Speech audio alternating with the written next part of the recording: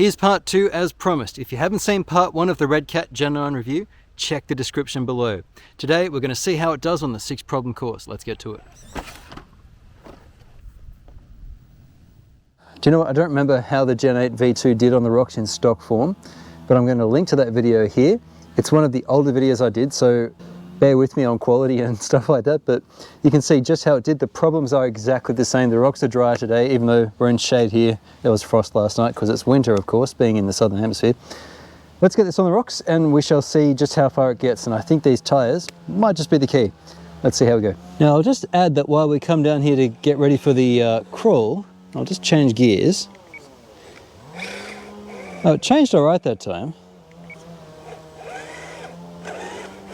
It's a little reluctant to change, although if you're dead stopped, then it seems to be all right. Okay, let's get to problem 1. It turns all right, doesn't it? Okay. Right, this is the first time I've ever driven this car on rocks. The tyres are wet from the grass, but the rocks are dry. If you're new to my 6 problem course, it irks some people that I call it problems instead of obstacles, but to me that's what they are. I come from a rock climbing background, and we called those problems. It's not, each of these rocks isn't really a course, so I'm just calling them problems. Anyway, these tyres, I can tell you right now, I've run 30 plus different crawlers on these rocks. They often have a hard time hooking up, particularly when they're wet, but even though we're not over it yet, they're grabbing so much better than, well, at least than the Gen 8 V2 tyres. They were pretty awful. So, where are we getting caught up exactly? Let's have a look. Quick look at scratches. There. It's been scraping there. Probably on that rock. I'll try it again. Looks good in the sun, doesn't it? It's a nice blue. Oh, hang on. Now, these 6 problems are designed to test a rig.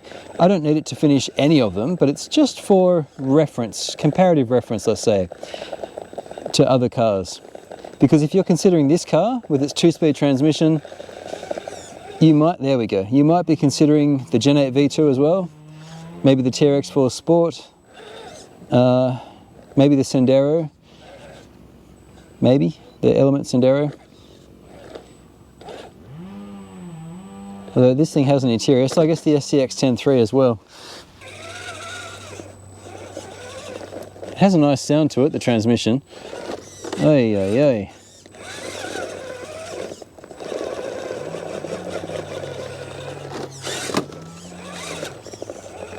You'll notice also that the tyres aren't catching on the body. So this has been thoughtfully designed. I quite like that. There we go, there we go. All right.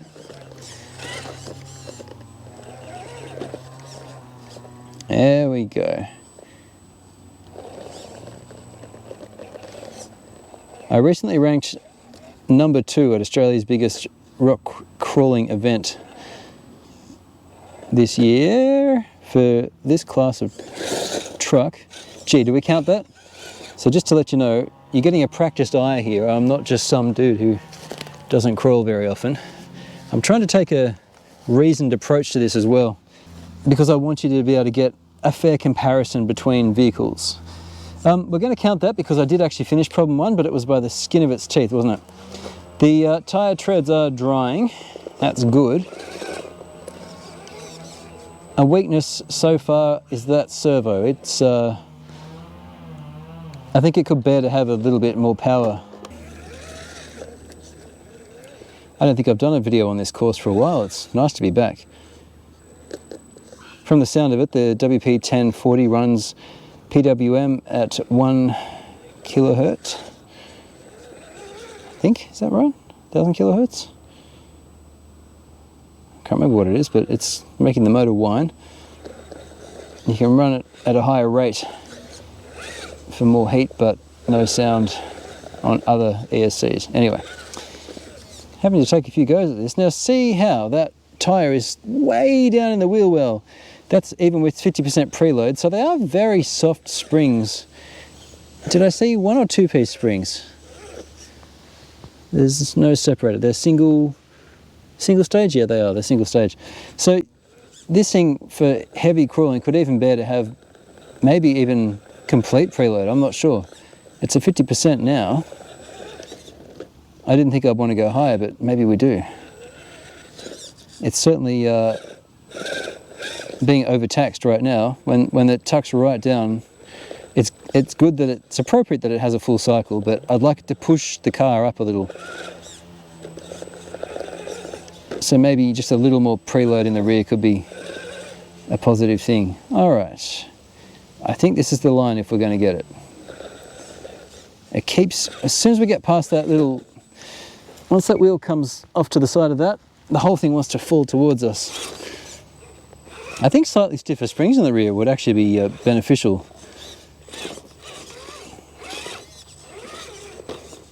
I'm happy with the rate of the shocks. I wouldn't want thicker oil, but just maybe heavier springs in the rear might be beneficial here.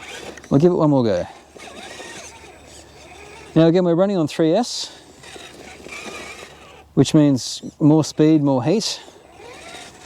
And having driven this now for a little while, I'd say plan to run this on a 2S battery. It'll be less taxing for the motor, less taxing for the ESC. You'll be able to directly run the ESC's power line from the battery, and you'll get greater runtime than 3S. There are all benefits. And if you want more speed, just change into second gear. So this I'm going to call a 2-speed vehicle in its stock configuration. And your first mod probably should be to run that servo straight off the battery. Then you get the full 8.4 volts, full 42 kilos of torque, which it clearly needs for crawling. The second thing to do, or maybe the other first thing to do, let's say, would be to wind the preload right down on those tyres. Let's do it now. On the rears tyres, on the rear shocks rather. No tools needed. You just turn the thumb screw down. So what you're doing is shortening the screw. There, there's a thumb screw in there. You should be able to see that. I've just wound that down. It started near the top. So now the spring's more compressed. Gee, it's very soft though. I'm going to do the right, but not as much, because I still need to account for that torque twist, which even with portals is quite considerable on this car. I don't think these springs are going to be stiff enough to do what I want it to do on this problem 2. And sorry if that irks anyone who's watching. I've had 2 people complain in the history of this channel that I call them problems. So 1.25 million views, I suppose 2 complaints isn't all that many, but it's, we tend to focus on the negatives, don't we? Okay, one last go. Let's see if it's possible. Now you'll see it's not creeping all the way down like it was before now. That's what the preload does, so maybe we don't need to, oh, there we go, that's what I wanted. So the preload has made all the difference, yes. Okay, so preload for the win. That's what we wanted. That worked because it's pushing, sorry. That worked because it's pushing the rear down. It's arguably increasing traction at the expense of the other wheels, but this is the wheel that really needed to come to the party. I've pulled it back because we weren't going to finish, and I need it to finish to count it. That preload in the rear is what you want. Oh, there's so little margin for error on this problem. Last go. Oh, that's better though. It's ascending beautifully now. I like these tyres. I think they're actually pretty good. No! There's very little margin for error. Once this tyre gets up, you got to keep it kind of on a straight line. It's really close. And look, that's doing the work. That back tyre's doing the work. Yes, there we go. That's it. That has to be it. And we might, maybe be lucky here. If it doesn't roll, we can count it. Oh! No! It didn't make it. Oh boy. All right, I'll have to call that a fail. Bummer. All right, problem 3 is a tough one, but I never quite know how tough it's going to be or not until I get a car onto it. Let's see how it goes. All right, so that wide bumper, it looks good, but it gets in the way. I'm going to come fairly on a shallow angle here, and then we're going to bring it around. As soon as that front right tyre touches, it picks the whole front up, and I can come in and then massage it across and up. Now, watching that back left tyre, we want it to grip. The back right does nothing on this problem because there's a hole there. So the car gets all crossed up, and a car with overdrive will do better on this. But there are a couple of ways to do this, and if it doesn't flip on us, this approach also could work. Oh, yep, it's got it.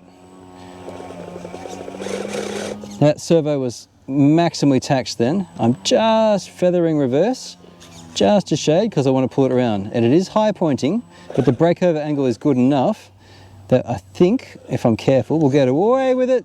No.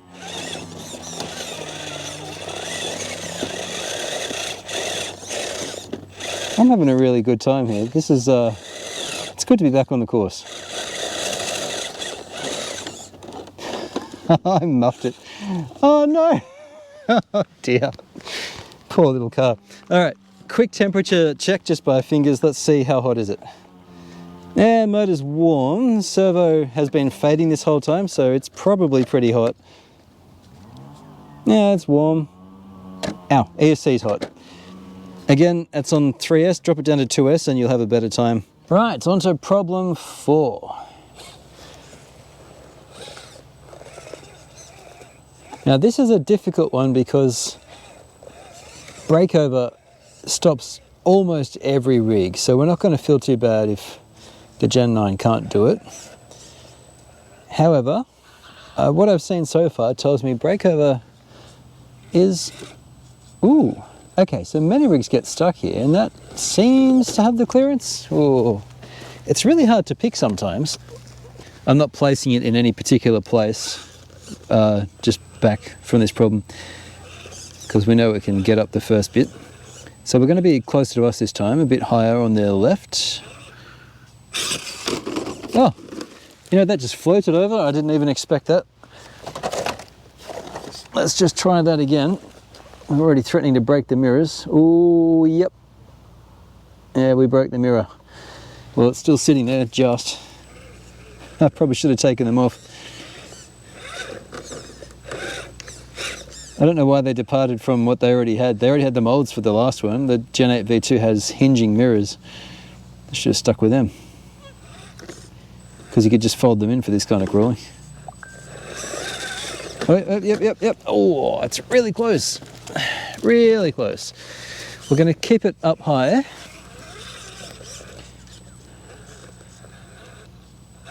All right. There we go. Now that's the first part. Here's the second part of problem 4. And if you can get this far, usually you've got it in the bag. I'm going to try it slowly first and we'll just see, because I think it might just have the breakover, and it does. Look at that. I bet you it wouldn't have done it so easily if the preload wasn't there in the rear, but that, that's not surprising actually. Very good. All right. This is problem 5. So far we've done problem 1 just, problem 2 just, problem 3 just, and problem 4 comfortably. This is an unusual car because usually 4 is one of those that you only just maybe get. And if we're already struggling on the other 3, I don't know. These tyres are covering for some of its issues, but I'm just going to pause here for a second and get a photo because that looks cool.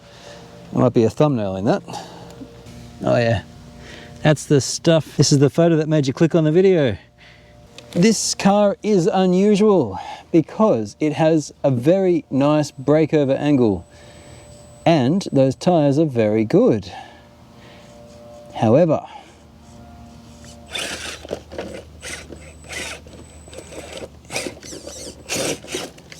it's well, it's not entirely top heavy, it's a little top heavy. And what we're asking of it here is on the edge of what it can do. Yeah, it couldn't do it. We've got to come around. This is all part of problem 5. Oh look, the front bumper cleared that, so that's all right. Yeah, it's an interesting machine this. I actually find the steering is already quite good. the angle that is. We need a bit more strength in that servo, but we don't need to spend money to do it. We can just do some electronic tinkering. We're just going to feed it a direct line, whoops, from a 2S battery, and I think that will go a long way. All right, we'll just start at the bottom of 5 again. Yeah, these tyres cover for whatever is holding it back. It is a heavy bus. I didn't say that. It's about 4 kilograms. There's quite a lot of weight in this vehicle. 2-speed transmission adds a little bit. They're fairly thick C-channel steel. I mean, it is a heavy truck, even without the body on top. It is quite heavy. 550 motor, 2-speed trans. I think the thick steel, the stainless links, the portals, there's all metal all through this. So it adds up to really one of the heavier RTRs I think I've got. And while people add brass on all sorts of stuff, and a little brass is good, you might have noticed I had some brass on my Gen 8 V2, too much weight is a problem because every gram you add to the car, you've got to pull up over an obstacle. And so less weight is still better. You just got to add it carefully in the right places, which is on the axle. There we go, we're going to do it now. Just. And again, this is the weight. Trying to conquer gravity is the challenge here. So Gen 9 has done problem 5. Okay, problem 6. Arguably the toughest one in the course, although for the Gen 9 here, don't know. The challenge of this one is getting up over this ledge here, that little section there. There are many holes. Note where the wheels are now. I didn't tell you how big the wheels are. I think they're 4.7. The tyres, rather, on 1.9s.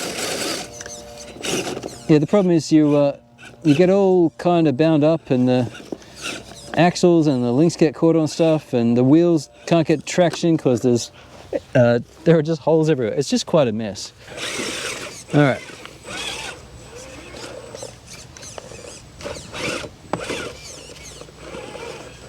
And the bumper's getting caught back here. That's causing problems. Oh, yep, there we go. It's nearly off the bumper. It's nearly off that rock. There we go, there we go. Oh, it'll do it now. You watch, it'll do it. We've just got to get left and then pop right. There we go, there we go. Could see that coming too. Very nice. Done. That wasn't too bad. We've just done, what have we done? We've done all 6 problems. 6 problem approved. What do you know? We've done all 6 problems. I didn't expect that. I can't remember what the Gen 8 V2 could do, but it certainly wasn't all 6 out of the box. With the upgrades it's had, yes, I think it can, but not with the tyres it came with it. You've got to stick nicer tyres on, like these. These are actually quite good. Doesn't say the size on them. I'm pretty sure they're 4.7-inch tyres. The bead lock is in the rear of it, in the back of the wheel. They're plastic wheels, nothing wrong with them. It is a heavy car, so be cautious adding weight to this. I wouldn't get carried away. The cheap way to do this, or the easy universal way, is to add weighted wheels, but this would benefit from just having brass C-hubs and perhaps portal inners or outers, maybe both. I'd be tempted to say keep it under about 160 grams on the front and maybe don't add anything in the rear. What you do want to add in the rear is maybe stiffer springs, or at least I've got my preload on the rear at like 95% on the left and for nearly 50% on the right. Even with portals, it's got a fairly pronounced torque twist when it accelerates, like it tucks down. Oh, yeah, for portals it's pronounced, yeah. So you want to have more preload on the rear. I did also dial it down on the front. So front right, I left at stock, which is, I don't know, like 10%. Front left is double, about 20%. Rear left is 95% and rear right is 45%. That's what I'd recommend for rock crawling. probably it'd be suitable for trail as well. You don't need to replace the servo, it's actually very good, but consider running 2S. I think 3S is a little hard and taxing for this thing, a little bit fast. And with the second speed, you really don't need it. We got 19k an hour on 3S, so 2S is going to be, what, 3 7s are 21. So it's going to be 14.5k an hour in second gear, and 6.5 to 7k an hour in first gear on 2S. And if you take the positive power line from the servo and make an adapter so it gets power straight off the battery's positive, and only keep it on 2S, you'll find you get your full 42 kilos in the steering, and it'll be happy days. So bolster that, it'll only cost you time and just really basic electronics supplies. I wouldn't add more weight than just maybe a little brass in the front when it's available. The rest of the running gear doesn't really need replacing or changing unless you start getting extreme. And if you want a more extreme rock crawler, don't buy this. Get something like the Ecto, because you're starting behind the 8-ball with something like this. You're comparing this to the Gen 8 V2, of course. But what else are you comparing it to? Well, what else looks like this and has 2-speed? It's from Axial, the SCX-10-3 Bronco, or the JLU, which I've built.